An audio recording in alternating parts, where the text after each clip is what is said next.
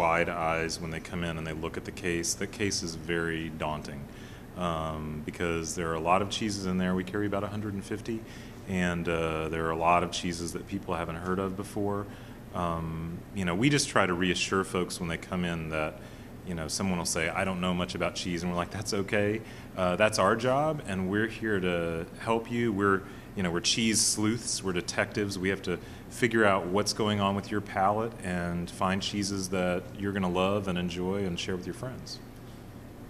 We also do lots of classes that make people comfortable with the case, because that is, that's one of the main reasons we do classes, is because people that are okay with coming to class will later be okay and not be afraid of coming up to the case, and because they'll know a few things that they've tried before.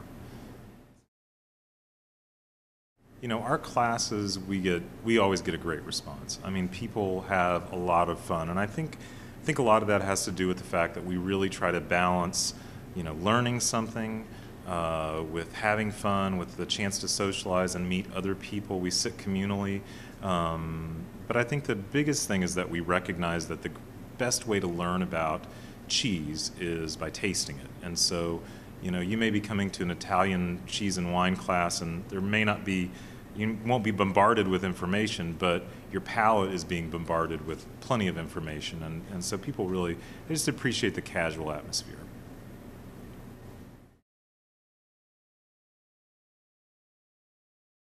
My passion for cheese, I'll start there. I remember tasting a piece of Beaufort, Alpage Beaufort, and there was something that clicked where I was like, this is more than something I'm eating. I'm really enjoying this. But I think that was sort of the start, but I just really fell head over heels for cheese. And it wasn't until I went to the American Cheese Society in Vermont in 2006, where I really was exposed to American cheeses produced domestically, and that of course led me to Texas cheese. And I'm really proud that we are able to play a tiny little part in trying to help promote Texas cheese, because we have some phenomenal producers.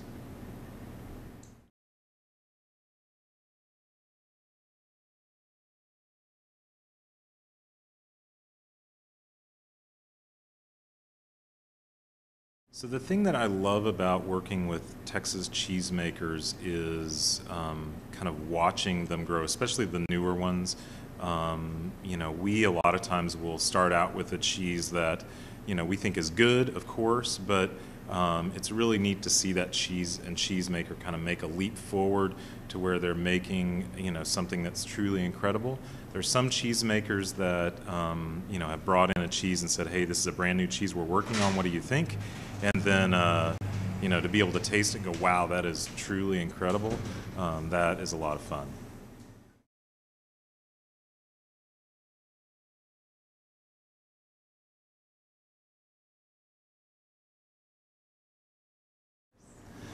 Well, I wouldn't say we're famous, but I think probably the greatest joy in selling cheese is really developing relationships with producers.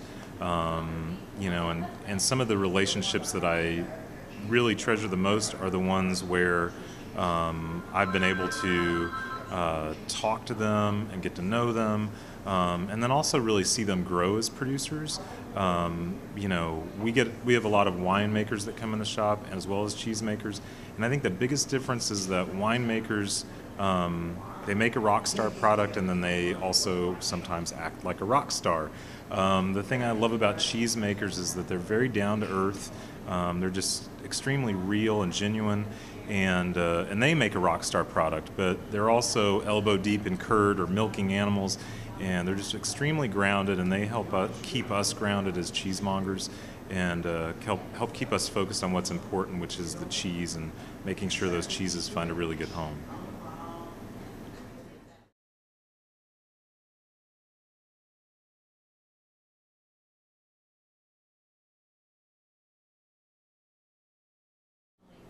He's setting the bar. He is setting the bar high. I think that one of the greatest things that Texas cheesemakers can do, and they are, is to be willing to come to shops and taste and sample to meet their ultimate customers. I think some cheesemakers do a really good job with offering classes or tours. Those are great ways to promote. I think, also just being in communication with the shops, and so that they can help promote, because really, that's our job, is being able to get in front of somebody, and when they say, "Oh, you make cheese in Texas," to be able to get excited about it and let them taste some of the great stuff coming out of this state.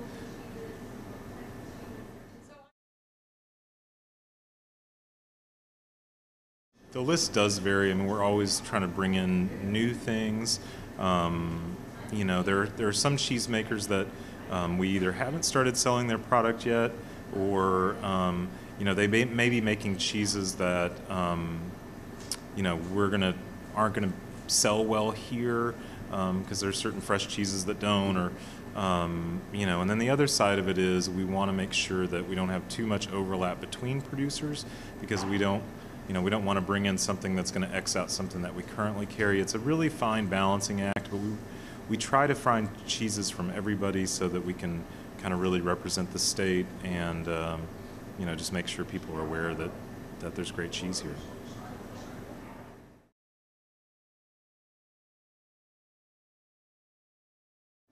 So there is one cheese that was made specifically because we requested it, and one of my cheesemongers actually went out and helped to make it, and that is Allie's Bacon Bliss, and it's a fresh chev with bacon, because we're crazy about bacon here. And that idea really was kind of came from when we do Cheese 101. We always have a fresh chev, and we always have bacon on the plate to pair up with Stilton at the end. And kind of one of our practices, if there was an extra tray at the end of the night, we would all fight over who got the bacon, and we would try it with different cheeses with the fresh chev. It's unbelievable. Was that on Pure Ground by any chance? That was on Pure Ground. Yeah. They're on No, I've never had a cheese named after me. Come on, guys. No, but we have taken cheese and named several sandwiches after the cheesemakers whose cheese we use. We have Stuart's Cheddar Press, which is named after Stuart Veldhuizen, and because we use one of his cheddars. We also have our Parent Point, which is named after Point Reyes Blue. But no, we've never had a cheese named after us.